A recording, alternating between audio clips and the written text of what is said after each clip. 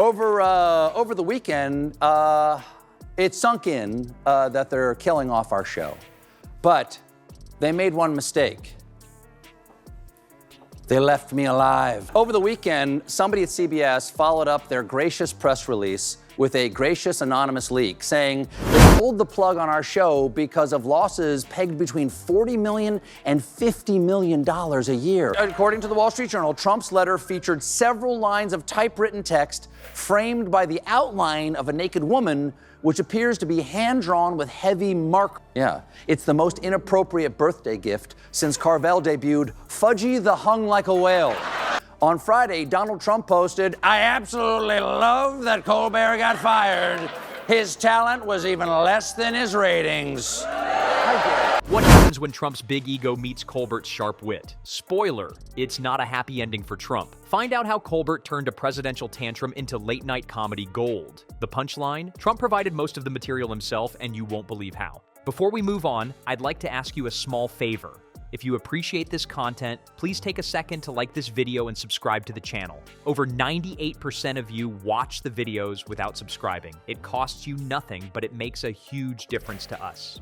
So, did you click the subscribe button? Great, thank you so much. Now, back to the video. When a corruption bombshell drops, you'd think most people would want to play it cool, maybe issue a statement or, not make it worse. But Donald Trump isn't most people. The scandal kicked off with reports of his alleged mishandling of classified documents, jumbled together with accusations of him pressuring officials in shady phone calls and a pile of indictments that keep growing like his volume dial at a rally.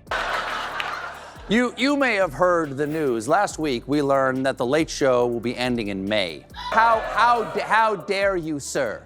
Would an untalented man be able to compose the following satirical witticism? Go yourself. According to the Wall Street Journal, Trump's letter featured several lines of typewritten text framed by the outline of a naked woman, which appears to be hand-drawn with heavy marker. It was the perfect storm. And instead of writing it out, Trump grabbed an umbrella, set it on fire, and ran right into the rain. The embarrassment reached a fever pitch at one of Trump's golf fundraisers, where he supposedly lost it in front of his own audience. Picture this. Trump, usually in his element surrounded by wealthy donors, abruptly stormed off the golf course like a child who just discovered their ice cream cone doesn't come with sprinkles. Witnesses said he looked flustered, waving his arms and muttering about unfair treatment, which is basically his greatest hit at this point. The word meltdown doesn't quite cover it. You'd think someone had swapped the driver's seat of his golf cart with a toddler's high chair. Enter Stephen Colbert, who saw this unraveling mess and jumped on it like a late-night shark smelling chum. On his show, Colbert broke down Trump's fundraiser fiasco and painted him as an overgrown toddler who just had his favorite toy taken away. At one point, he joked that Trump's rage-filled speech looked like one of those inflatable tube men you see outside car dealerships, but with way more whining and way fewer customers. Colbert didn't just stop there, of course. He managed to turn every embarrassing moment of Trump's spiraling reaction into comedy gold, all while pointing out the pure absurdity of the situation. The irony? Trump's over-the-top dramatics were a gift, serving Colbert all the material he needed on a silver platter. Trump tried to control the narrative, but instead he handed it to a guy who's made a career lampooning his every move. And as Colbert's jokes escalated, the takedown transformed into what could only be called an intellectual mugging.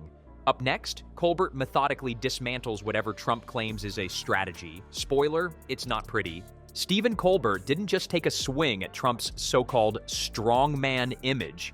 He practically knocked it over with one perfectly timed punchline after another.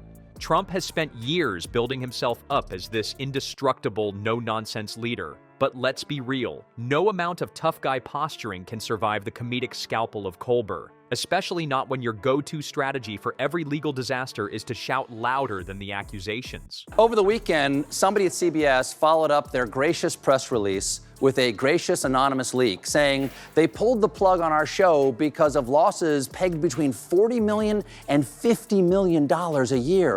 The president went on, "I hear Jimmy Kimmel is next." Nope, no, absolutely not, Kimmel.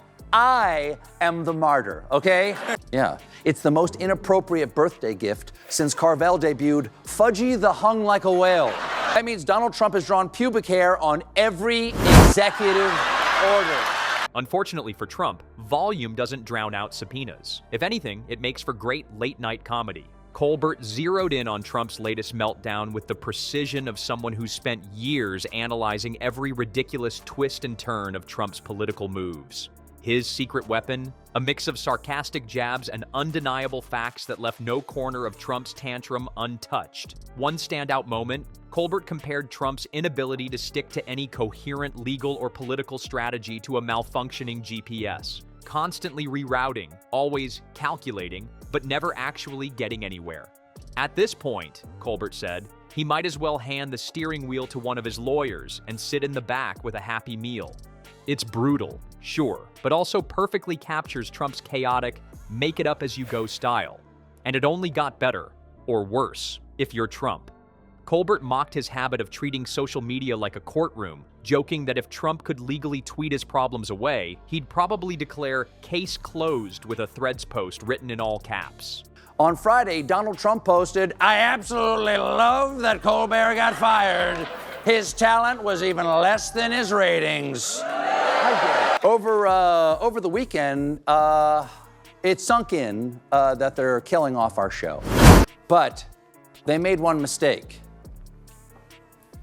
They left me alive. On Friday, the Wall Street Journal dropped an absolute bombshell. They are reporting that in 2003, Trump sent a birthday letter to Jeffrey Epstein for his 50th birthday that was sexually suggestive. The audience loved it. But what stood out wasn't just the humor, it was the accuracy. Colbert wasn't just joking about Trump's toddler-like meltdown. He was pulling apart the very foundation of Trump's delusions. The empire Trump fought so hard to build looked less like a kingdom and more like a circus tent on the verge of collapse.